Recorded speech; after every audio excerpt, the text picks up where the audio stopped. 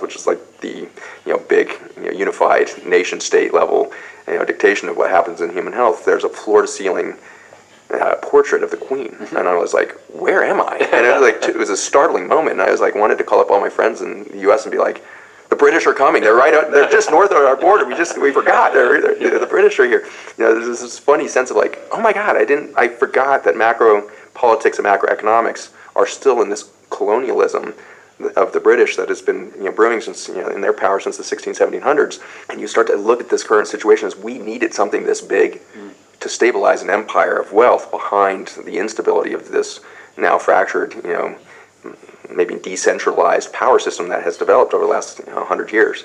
And so it's time for either the rise of another Roman Empire to conquest and enslave more of us so that it can extract more, stabilize more, push us neck, justify the enslavement of wealth and all that to enrich fewer people, all of that, or we let the system blow apart. And this is the end of the 50,000-year cycle question, is we can see what would have happened at any other part of history. We can see the power grabs happening right now to try to recreate an empire that's multinational and backed by global central banks and controlled by, you're down to a couple hundred people globally controlling the entire money supply for the world. When that starts to get that narrow, it's pretty obvious we're going to rebirth a big empire, and we're going to have to call it what it is soon, because right now we have all these false names for it, like the United States and Canada and Australia. We have this misperception of division, we have this misperception of uniqueness to us, when in fact we're falling into the same pattern of humanity, which is let's collect as much wealth as possible to try to control and have dominion over ultimately nature. And so this is where a pandemic becomes obvious, is it's in our iron grip to try to hold on to nature, that she rejects us completely. And we start to see this collapse of human physiology. The concept of the human immune system is antiquated. There is no human immune system. The immune system has never sterilized the human bloodstream, has never maintained military boundaries at our borders to keep us sterile. The immune system is a description of a complex ecosystem that is working in biologic biodiversity that dwarfs the human cell identity to maintain balance in an ecosystem. That's what immunity is. Are you in balance with your greater ecosystem? If so, you will never see disease.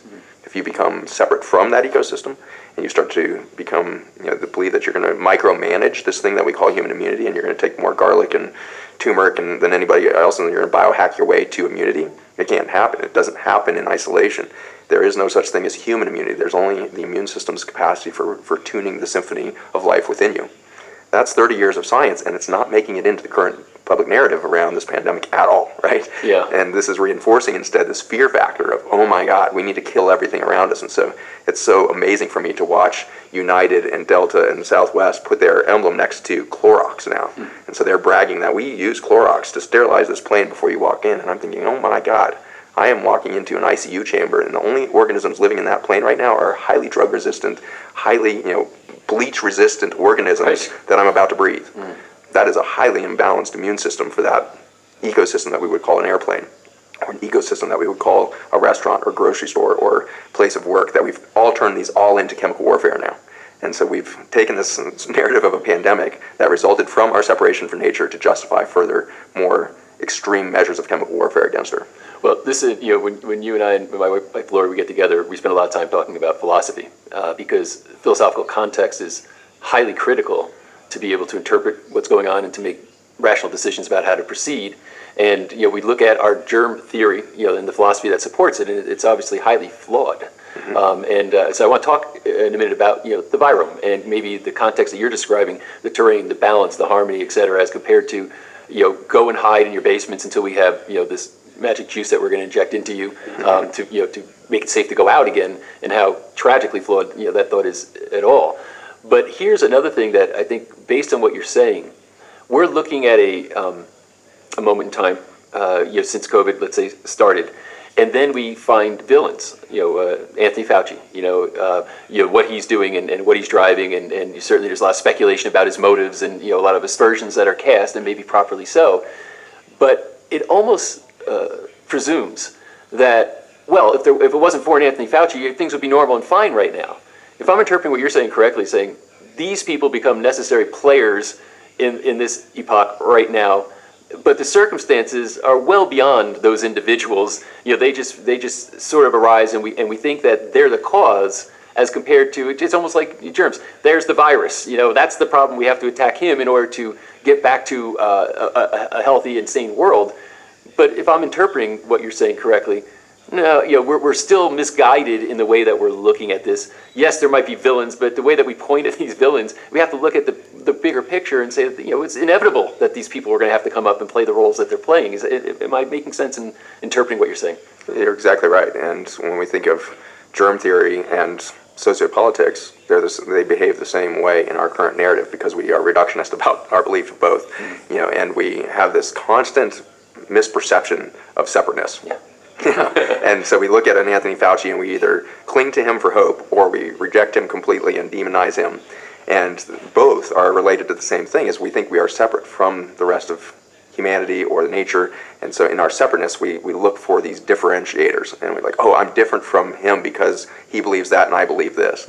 Not realizing we are the two sides of the same coin. We are inherently strengthening this misguided global narrative, this big macroeconomic, sociopolitical, human, existential, spiritual identity that we've taken on, is all being reinforced by whether you're pro-vax, anti-vax, pro-Fauci, anti-Fauci, love the NIH, trust the CDC, don't trust the CDC, trust G8, don't trust G8, put all your hope in ESG, whatever it is. As soon as you think that you're in a camp somewhere, you're living an illusion. We are all in a collective thought pool here. And my thought is no different or unique or special than anybody else's thought. We are all part of this ecosystem experience of human consciousness. And consciousness is not a body of science. Consciousness is not a body of knowledge or wisdom. Consciousness is a lens through which we see the truth. And so if we can imagine the entire universe and its fabric structure and its incredibly coherent nature, there is no falsehood in nature. There is no waste in nature. There is no area that is not on purpose. It is full on. Consciousness, and what we might call human consciousness, is the lens through which we can peer at that. And when you see it, just have a pinpoint, and our consciousness is small, we can easily misinterpret the whole for these tiny little pieces that we can focus on at any given moment. And then we have the tendency to create a human narrative around the little truth that we're seeing. So is there a coronavirus? Yes, and through a tiny little pinhole of consciousness that says we are against viruses, we will create a narrative around how this coronavirus has emerged, how it's attacking people, who's vulnerable, who's not, what it's going to do to us in the future, all these things. If we start to blow that consciousness open, which is just expand the lens and just pay attention to the greater system from which coronavirus is a part of, we start to realize our narrative isn't holding up. And an example of this is just how many viruses are in my bloodstream as I'm sitting here talking to you. All right, so in the air that I breathe, we're around 10 to the 31 viruses. Wow. That's 10 million times more than our stars in the entire universe. Wow. The viruses I'm breathing. 10 to the 31 different viruses. It's not like 10 to the 31 copies of the same virus. Different viruses. In the same strain, we've got 10 to the 30 viruses in the soil under my feet. We have 10 to the 31 viruses in the ocean water. And so we are literally in a universe of genetic information that is referred to now as the virome. And the virome is not the same as the microbiome. The microbiome are living organisms that are reproducing, and they need to eat fuel and turn that into metabolic function and create detox pathways and all the things that a bacteria or a human will do in its form of life. The virome has no life within it. There is not a single metabolic pathway. There's not a single consumption of fuel. There's no capacity for reproduction. The virome is simply the genetic database of life on Earth. And Would you explain that a little bit more? Genetic database of life on Earth. What do you mean by that? So as I sit here, each of my cells is creating genetic information that will be translated from my DNA into this RNA structure that then goes into my cytoplasm of my cell and becomes a protein. And that protein will then go build a human body. Some 400,000 different proteins in the human body.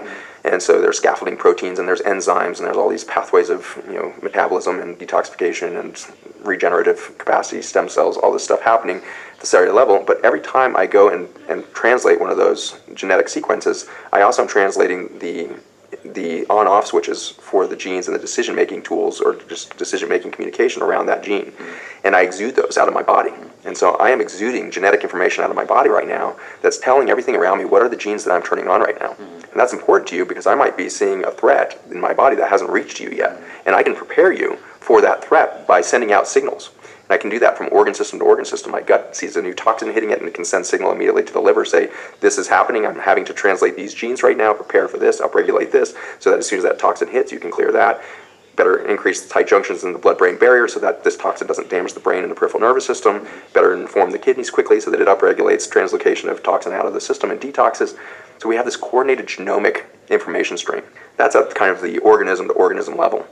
But if we back up to ask, the deeper question of, well, how did the complexity of the human genome occur in the first place? It was through genetic swapping of not RNA, but DNA. And genes were being swapped at the beginning of life on Earth 4 billion years ago by something called horizontal gene transfer, where a single bacteria could bump into another and immediately give any new gene variant that it had come up with to its neighbors. And it's very sharing, and it's very interesting. You contrast this to intellectual property, where we have this idea of, I just thought of this thing, and I'm going to hold on to it so hard that I can make sure I make the money from this, and I'm going to scale this thing globally, and I'm going to create all of this wealth around it. In contrast, as soon as new intellectual property at the genetic level is discovered by a bacteria, its immediate sense is, I need to share this with everybody. I need to strengthen the entire ecosystem around me for my own good. Because the stronger this ecosystem is, the more nutrients I'm going to have available to me, the more durability I'm going to have, the more flexibility I'm going to gain because I'm going to get genetic information back too. And so that nature has this constant sharing quality to it that's phenomenal. But there was a limitation to horizontal gene transfers. You can only share with the people right in your environment, bumping into you. The viruses were created as the next kind of iteration of potential of life on Earth because it allowed us to go multidimensional with our communication. Now a bacteria, floating in a pool in South Africa could put a gene into this envelope that had durable qualities that could be aerosolized and be picked up by dust particles and carbon particulate in the atmosphere and literally carried globally. And not only would it be carried globally, it had new receptors around it that would allow it to bond to species beyond itself. And so we could start to go way beyond a bacteria swapping with another, Pseudomonas to Pseudomonas, to suddenly saying Pseudomonas could go to Protozoa, Protozoa could go to Nematode, Nematode could go and form the earthworm, and so you get this swapping of genetic information. And it's always for gain of function. People have been demonizing gain of function labs, and it's kind of hilarious that humans are trying to figure out gain of function because it's been going on for 4 billion years through the virome. Viruses are all gain of function. Organisms all over the world are always sending out new information of, try this new genetic sequence. But human beings shouldn't be trying to mess with that process. You should let nature do it, or do you think humans increasing gain of function in a lab? I think studying it is fascinating. I think that what's lacking is humility. Yes. We need to, instead of saying, oh my gosh, I have this new mechanism for gene manipulation called CRISPR, CRISPR is based on the enzyme called Cas9, which is our entire immune interaction point with the virome. So of the 10 to the 31 viruses in the air, I currently have 10 to the 15 in my bloodstream. 10 to the 15 viruses in my bloodstream are staying in constant collaborative function with my genome because of Cas9 sitting at the center of it. Cas9 is an enzyme that reads every new sequence of viral genomic information coming in from the environment in every single cell. Cas9 is proofreading and saying, do I want this or do I not? If not, then it has all these mechanisms to pass that to these enzymes that clip it up. And so these are enzymes that are maintaining kind of a disposal. And then suddenly Cas9 sees, oh, here's a gene update that's really going to be helpful to the resilience of this organism. I'm going to go ahead and translate this, and not only am I going to translate it to a protein ultimately, I'm also going to take this and potentially send it back down into the nucleus to be integrated into human DNA. And update this individual with the ability to pass that DNA on with the next lung cell that's born, and you can create a new genetic update to that organism. And after a few generations of these genes being put into something like lung tissue, it eventually makes its way down into the genes that get passed in our reproduction. And so it takes 3 generations typically to do this translocation of a new gene in my lung becomes a new gene that I would pass on to the lung of my offspring. And so most of our genetic updating is happening epigenetically and in this organism limited to me. But after a few generations, if that's a coherent and consistent message that this is a good gene for my lungs, I'm going to start passing that on to my progeny. And frighteningly, this can go the wrong way. Whereas we start to genetically engineer our food system as we did in the 1990s and start to expose people to toxins that disrupt their genome, like DDT back in the 1950s, we can track the genetic consequences of that. And what we're going to find out is that in about 2040, 2030, somewhere in that zone, the generations of children that are coming out of the genetic engineering from DDT to Roundup Ready crops is going to start putting the gene mutations that they have developed that are dysfunctional due to the toxicity of our environment into their sperm and into their ovum, into that germline nucleus. And suddenly we are going to see a species that has destroyed itself by genetically engineering out its relationship to nature. And so this is the frightening thing about humans doing gain of function, is we think of it as in a reductionist pathway where we want to stop other things and we want to only support human information. And in that isolationism, we're going to find our own extinction. And so there's huge risk here, massive existential stress, and to the system as well as to our philosophical belief of who are we, why are we here, and how are we going to go. But I still have this intrinsic hope within me that we are so limited in our understanding of the way in which nature does this whole genetic engineering, gain of function, quality of the virome and its greater purpose, that we don't even know our regenerative potential. And so if for a moment we stop and say, you know what, we're not going to genetically engineer to block spike protein viruses, we're going to come to the humble realization that coronavirus has been in the human experience for millennia and has been a part of our generative health, and we're going to start to embrace that and start to ask deeper questions of what health comes from exposure to a spike protein instead of what disease comes from a spike protein. We're going to start to ask that light-filled question of how did life happen? How did we emerge from it? And when we ask those questions from that perspective, we find out that viruses have been critical to the origin of our species, to mammals in general. Over half of the genome of mammals was inserted directly by viruses. Wow. The human only has 20,000 genes, and over half, have been inserted directly by viruses. And so that's not, the rest have been horizontal gene transfer and lots of other reproductive pathways of passing on genetic information, but half were inserted by viruses. And if you look at the genes and the proteins that they make that were inserted by those viruses, they allowed for us to switch from eggs of the reptile and the avian kingdoms into the mammals for live birth. You cannot have a placenta without a retrovirus that updated us with a new gene that would allow for a placenta to form. We would not have the ability for the human sperm to appropriately